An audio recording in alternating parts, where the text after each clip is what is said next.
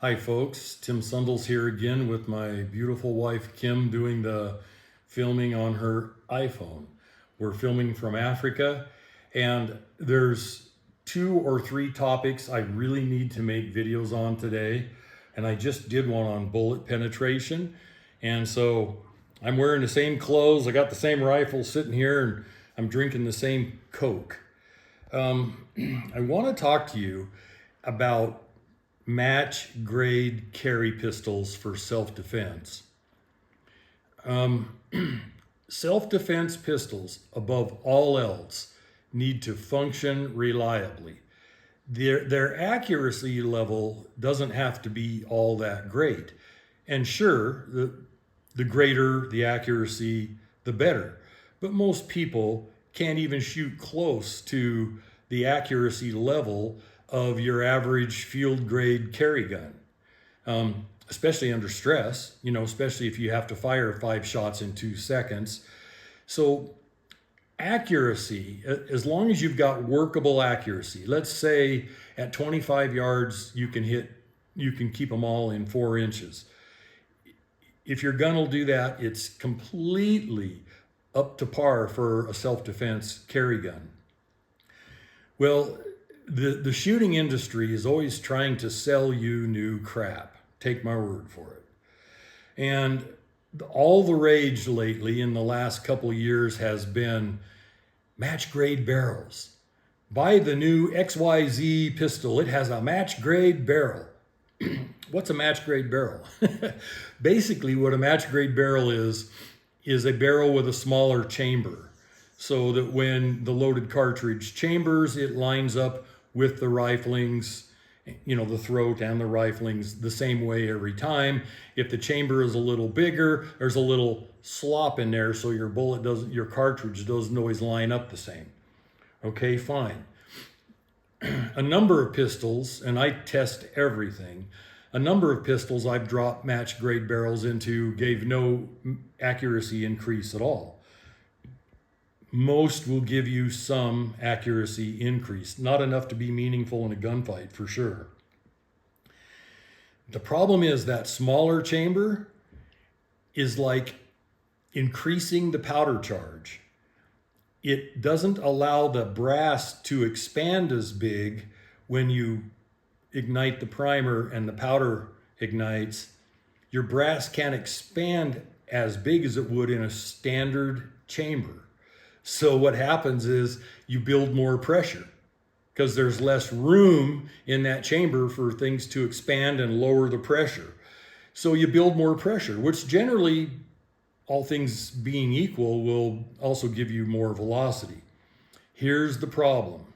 If you're shooting top line ammo already, let's say you're shooting 9mm plus P plus ammo, and you decide to get a gun with a match grade barrel or install a match grade barrel, heaven forbid, you'll start blowing primers and splitting cases. You'll have all kinds of problems because you're already running close to red line on the pressures for that cartridge. Well, when you do that, when you're shooting ammo that's plus P plus, and you stick it in another name for a match grade chamber is a minimum spec chamber. They just tighten up the tolerances, the specifications. You get a smaller chamber. And by the way, it doesn't always help accuracy. It just doesn't. In fact, I've got several just factory off the shelf Glocks that if you can get past the Glock trigger pull that are match grade accurate right out of the box. I've seen 1911s, you name it, whatever it is, Springfields, a lot of different pistols that once in a while you'll get one that gives match grade accuracy right out of the box. And 99.5% of the time or higher, they're going to give duty type accuracy that's completely acceptable, i.e. 4 inches at 25 yards. So match grade barrels have other drawbacks as well as raising pressures. Match grade barrels are very unforgiving, not only in the pressure arena, but in the dirt arena. If If you're in the field for an extended period of time, or if you're shooting unknown ammo, these tight barrels can be very finicky about what they will feed and cycle. If you want a gun that'll shoot, you're looking for a survival gun, a carry gun, a defensive handgun for bad situations, you want something that'll accept any ammo you can find. You also want something that won't drive pressures higher. And you also want something that if you drop it in the sand or the dirt, or you shoot hundreds and hundreds of rounds of dirty, subpar ammo, that the chamber won't get filthy and therefore stop allowing cycling and proper feeding. A match grade barrel should be used at matches only. Match grade guns and matches, matches are shot under known conditions. You even know the time when you're going to do it. That's not what a carry gun does. It's like a Maserati on a dirt road. Yeah, yeah. If you're going to carry she's right. If you're going to carry a match grade pistol for self-defense, it's like driving a Maserati on a dirt road. You wouldn't do it. Yeah. Not only that, the first pothole you hit's going to rip your air dam off. So please understand, there's a place for match grade pistols. I own a number of custom made match grade guns. I even have one on my nightstand at home, but that's a known condition. I'm shooting in my house. And before I ever relied on that gun to be reliable, to be something I'd leave on my nightstand, I put 1,000 rounds of different types of ammo through it because it was too tight to be reliable with all types of ammo. So I shot it and shot it and shot it and shot it and shot it, which is very expensive, never mind time consuming. And once I got about 1,000 rounds through it, it became the racehorse it is. Up until that time, with certain types of ammo, it was liable to jam. Something would go wrong in the cycling process. You talked about plus P plus with those match guns.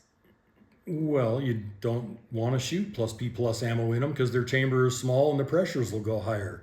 Correct. So a lot of people in their defensive ammo, like 9mm, they want at least plus P. I know I do. If I'm shooting a small 9mm that I'm carrying, it has plus P ammo in it. If it's a large 9mm, like a Beretta 92F, some of the bigger guns, like the bigger SIG 226s or 228s, it's got plus P plus ammo in it. I want all I can get out of a 9mm. And you don't necessarily have to do that with a 45, but with a 9mm, you're smart to do it. So carry guns are for carry conditions, and that can mean almost everything. It can mean downpouring rain. It can mean you running 3 miles to get away from attackers through leaves and pine needles and mud, falling down, getting soaking wet. It can mean a lot of things. Don't do that with a match grade gun. Chances are it's going to malfunction on you, and you're going to find yourself screwed. Or it'll blow up. It could actually. There's very little room for forgiveness with match grade chambers, match grade barrels. They can raise pressures way too high, way too easily. So having said all that, they're fine for matches. Like I said, I've got a bunch. I won't carry them for personal defense. They're for playing around and shooting matches under known conditions at known times.